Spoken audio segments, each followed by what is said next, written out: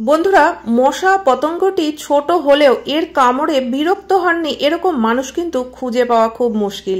মশার কামড় থেকে মানব শরীরে নানা রকমের রোগ কিন্তু বাসা বাঁধতে পারে, যেমন ডেঙ্গু, ম্যালেরিয়া বা চিকুনগুনিয়া।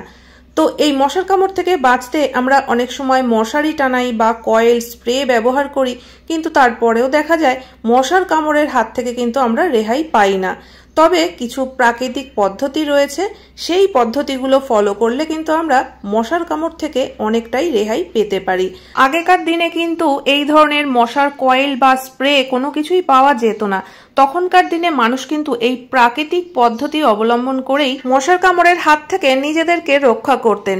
আর বন্ধুরা, আমরা এই যে কয়েল বা স্প্রে ব্যবহার করি, এটা কিন্তু প্রত্যেকদিন এর ধোঁয়াগুলো আমাদের শরীরে যেতে যেতে আমাদের শরীরেরও কিন্তু অনেক ক্ষতি হয়। প্রত্যেক মাসে আমরা অনেক অনেক টাকা খরচা করে কিন্তু নিজেদের শরীরের ক্ষতি নিজেরাই ডেকে আনছি মশার কামড়ের হাত থেকে বাঁচতে গিয়ে। তো বন্ধুরা, চলো একটা ঘরোয়া পদ্ধতি আজকে তোমাদের সঙ্গে শেয়ার করছি। এই পদ্ধতিতে কিন্তু মশাও দূর হবে ঘর থেকে, আর আমাদের শরীরেরও কিন্তু কোনো ক্ষতি হবে না। তো বন্ধুরা দেখো, এখানে আমি নিয়ে নিয়েছি চা পাতা। প্রত্যেক দিন আমরা যে চা পাতা দিয়ে চা করি, তো তোমরা কিন্তু চাইলে সেই চা পাতাটাও ইউজ করতে পারো। ঘর থেকে মশা দূর করতে কিন্তু চা পাতার একটা বড় ভূমিকা রয়েছে।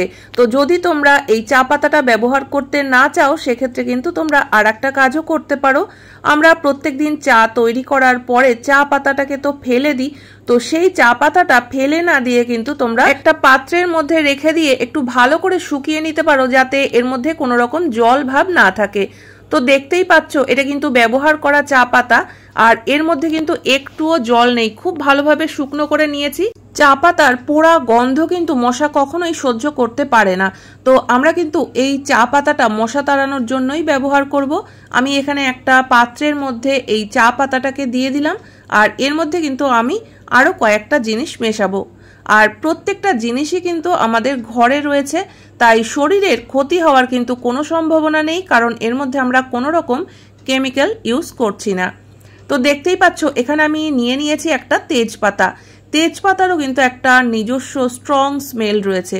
তো এখানে আমি পুরোটা তেজপাতা দিলাম না, কারণ আমি এখানে একবার ব্যবহার করার মতোই তৈরি করছি। তো আমি হাফ তেজপাতা নিয়ে একদম ছোট ছোট করে কেটে এর মধ্যে মিশিয়ে দিলাম।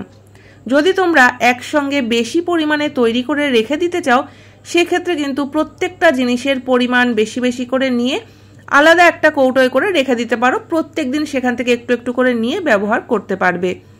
আর দেখো বন্ধুরা, এখানে আমি নিয়ে নিয়েছি রসুন।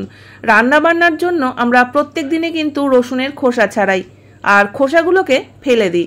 তো ফেলে না দিয়ে এই খোসাগুলোকে কিন্তু রেখে দিতে পারো। তো এখানে আমি চা পাতা আর তেজপাতার মধ্যে কিন্তু রসুনের খোসা কিছুটা মিশিয়ে দিলাম। রসুনে কিন্তু দেখবে ভীষণই একটা উগ্র গন্ধ রয়েছে, ঠিক সেরকমই এর খোসাতেও কিন্তু একই রকম একটা উগ্র গন্ধ থাকে, যেটা মশা মাছি বা পোকামাকড়রা অতটা সহ্য করতে পারে না।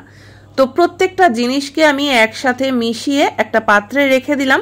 তবে এবার কিন্তু আমাদের একটা জিনিসের প্রয়োজন হবে, সেটা হচ্ছে মাটির প্রদীপ। মাটির প্রদীপ কিন্তু কম বেশি আমাদের প্রায় সবার বাড়িতেই থাকে। এই পাত্রের মধ্যে যে কটা জিনিস আমি মিশিয়ে রেখেছি, সেগুলো কিন্তু আমি এই মাটির প্রদীপটার মধ্যে ঢেলে দেব। প্রত্যেক দিন সন্ধে হতে না হতেই কিন্তু দেখবে মশার উৎপাত অনেকটাই বেড়ে যায়। আমরা দরজা জানলা খুলতে পারি না, যতই গরম লাগুক না কেন। কিন্তু তারপরেও মশার কামড়ের হাত থেকে কিন্তু আমরা রেহাই পাই না, কারণ মশা আগে থেকেই কিন্তু ঘরের মধ্যে লুকিয়ে থাকে। তো দেখো বন্ধুরা, এই যে জিনিসগুলো আমি প্রদীপের মধ্যে দিয়ে দিলাম, উপর থেকে দিয়ে দিলাম সামান্য একটু সর্ষের তেল, আর এবার দিয়ে দেবো সামান্য একটু কর্পূরের গুঁড়ো। এখানে কিন্তু অনেকটা তেল দেওয়ার কোনো প্রয়োজন নেই। অল্প একটু তেল আর অল্প একটু কর্পূর উপর থেকে দেওয়ার কারণ কিন্তু এটাই, যাতে এই যে জিনিসগুলো আমরা প্রদীপের মধ্যে দিয়েছি, এটা ভালোভাবে আমরা জ্বালিয়ে দিতে পারি। তো এখানে কিন্তু সলতে দিয়ে যেমন আমরা প্রদীপ ধরাই, সেরকম ভাবে কিন্তু প্রদীপ জ্বালাতে হবে না। আর কর্পূর দেওয়ার কারণে কিন্তু খুব সুন্দর একটা গন্ধও আসবে।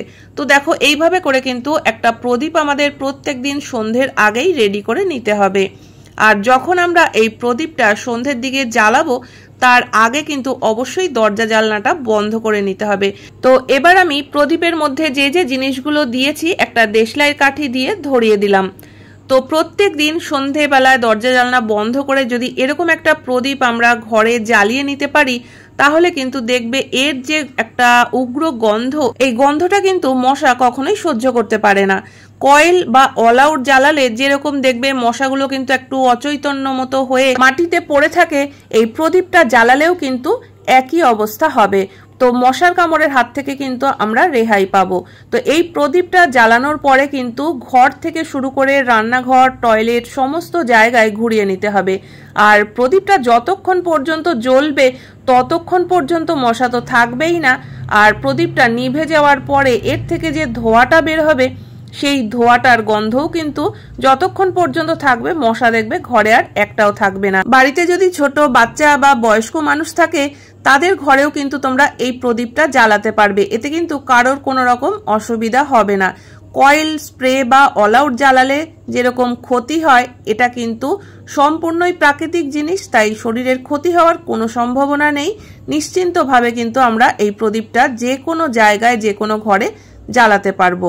তো আশা করি বন্ধুরা আজকের ভিডিওটা তোমাদের ভালো লেগেছে। ভালো লাগলে চ্যানেলটিকে সাবস্ক্রাইব করে পাশে থাকা বেল আইকনটা অবশ্যই প্রেস করে দিও। আজকের মতো ভিডিও এখানেই শেষ করছি।